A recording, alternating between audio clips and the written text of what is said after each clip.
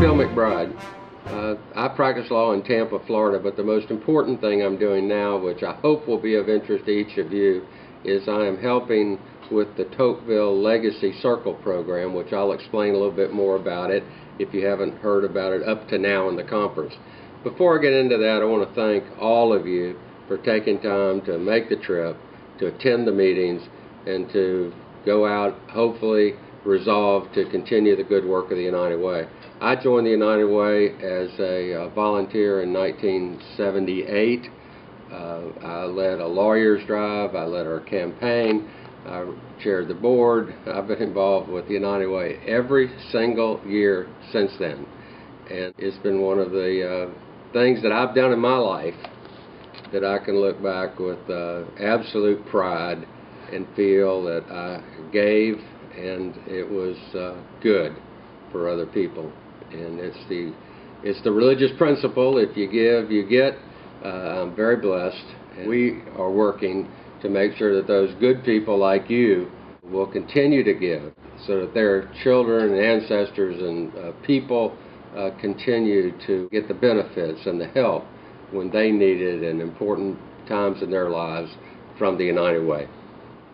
What we're doing here in Tampa is part of a national program, and I commend the National United Way, I guess it's the United Way of the world now, for doing things that are innovative and not simply rely on the charter that we originally had.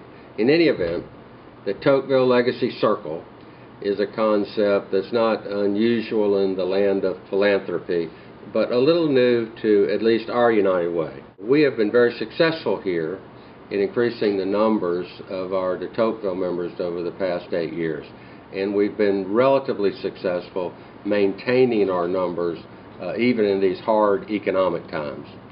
The project that we're working on is to convince, or at least present the opportunity to de Tocqueville members like my wife Alex and I, who, by the way, a simple plug, is Chief Financial Officer of Florida and running for Governor of Florida. So if you have friends, you might want to let them know that she's generous, like I have been a member of the Tocqueville over 25 years.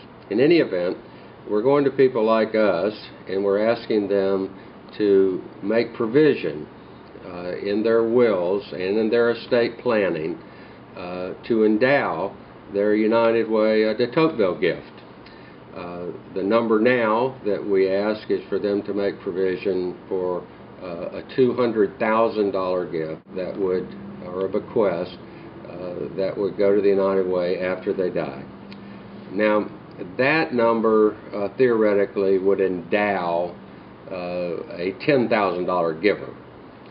So sort of what happens, as all of you know, during your high earning years, the generous and good people that have the capacity and the intent, like myself and my wife, we give $10,000 a year apiece to the United Way. But when we retire, which will happen, there'll probably be a period when we'll say, well, we're not working anymore. So what generally happens is you'll lose those members as the Tocqueville members. And what we're trying to do is to get them to come back to create and leave a legacy. Since I'm on tape and from out of town, I expect someone will think that I can operate a little as an expert, but that is really not the case. We have a very simple concept for getting the Tocqueville Legacy Circle expanded. We call and we make an appointment to go to lunch with a de Tocqueville member who's been a loyal member, and at lunch we talk about the program, and we simply ask if they will consider joining. We do provide materials which are very good that have been prepared at national, the United Way, and then modified for our region. And we also explain that we have the best estate planning and trust and will and probate lawyer in the southern part of the United States, who provides pro bono help so that the person we're asking to join can put his or her lawyer in contact with the legal side, and they can work out the details and the intricacy. I think maybe I could give a few pointers on what we've learned. While our model is simple, there's some things you need to focus on. First, you have to have a really good staff person who will make sure that you are calling the right people, the arrangements are made, and to come and provide security and information that the asker, who is generally me, may not know. I'm chauvinistic here, but I think we may have the best in Donna Yarborough in the country. She and I grew our United Way to Tocqueville membership, and now she's doing both. She's maintaining the Tocqueville growth as well as this program. But whenever a question comes up that I can't answer relating to United Way policy, programs, and things like that, she's there to answer. Going without Donna or somebody knowledgeable is absolutely a bad idea. Secondly, I don't feel at these lunches that they work any better if I start off. In fact, I've let Donna the last 3 times make the pitch and explanation, and then I make the ask. And I find that I'm more persuasive in the ask than in the explanation. And the ask is really more potent because after Donna's explained what we're doing, I say, well, Alex, my wife, and I have done this, and so have, and I list 3 or 4 other Tocqueville members, and that gives validation to the person because they know the others who we've talked to, they have great respect for. It's important to follow up.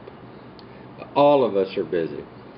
So even though at lunch you say, you know, I'm going to talk to my lawyer and I'd really like to do something like that.